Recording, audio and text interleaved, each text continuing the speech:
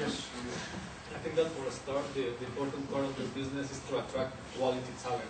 How are you planning to attract this talent if you don't have like this brand awareness of your company? I mean, why would I, as a lawyer, rather go with you instead of going straight with another competitor? Thanks.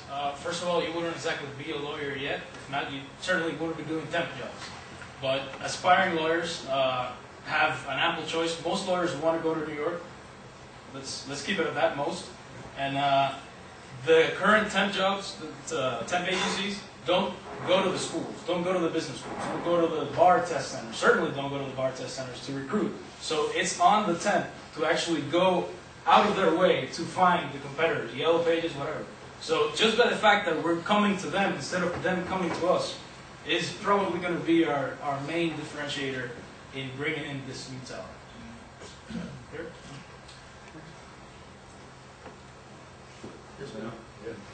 To which law firms do you bring the most added value? The very large law firms or the smaller ones? And how does the market look now? I think it's the big ones, who have the big cases, who have an immediate need. Overnight, they may need a new case with a time deadline of 48 hours, whatever it is, and they might need 80 temps. And I've experienced that myself. And how concentrated is the market of lawyers? The biggest firms, what's the percentage of the market in Europe? Is it like a very concentrated market, or do you have many actors which are smaller? And how many attorneys are there at the firms? No. When you look at the law firms in New York, is the market very concentrated, or do you have many smaller firms? Well, for example, just Like the top three, what percentage is it of the volume-wise, the top 5 biggest volume-wise, I insist, not profit-wise, firms employ 12,000 employees. Okay. So that gives you an idea of how big those big law firms are. So we need contracts with these guys. Any more questions? What's contemplated in the $300,000 investment? There are two components. One loan, bank loan of 100, and capital an investment of 200. And the main thing is advertising. That for the first year it's 100,000, and covering our low wages, basically, and the fixed costs in general.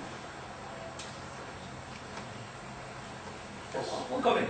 Usually temporary employment has this negative connotation of being like low quality, people without brains and so forth. Yet, I mean, depending how you count, the largest employer in the world is Manpower, the organization Manpower, the employer.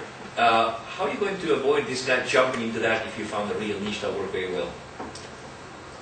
Actually, Did you get the question that you were asking? at the time, those big players are not playing in this sector in New York. The research we did is that the companies that are leading the legal temp providing services in New York are small companies. De Novo, Legal, Support Personnel. There's Update Legal, 47. It's so sure, but I was no, you're answering my question, but I was thinking more in terms of, I don't know, like, I'm just trying to find an example, like Microsoft in the browser market.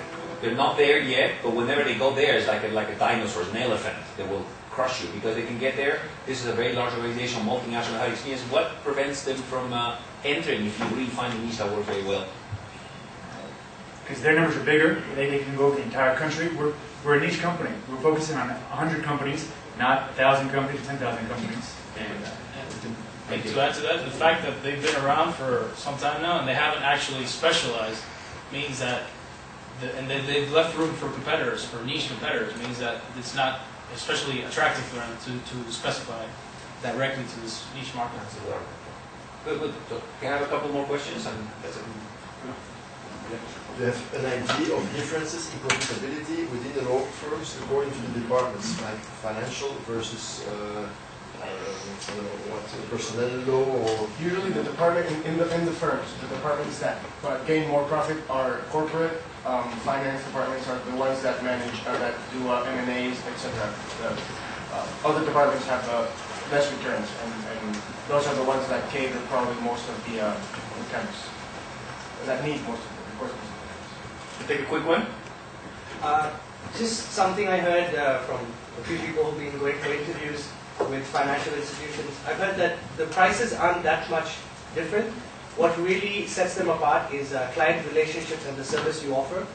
So when you take people on and they under your name, basically, and you're supplying them as temps, are you going to do any training, or are you going to increase their standards which reflect your name, your company? Yeah, we are thinking on training them. We have a training program whenever they need it, so we can facilitate any of the needs of the customer. If they need some specialization in something, we can provide it. Add to that the feedback that we're going to have, which is going to allow us to place them strategically, works together with that. Well, thank you very much, guys.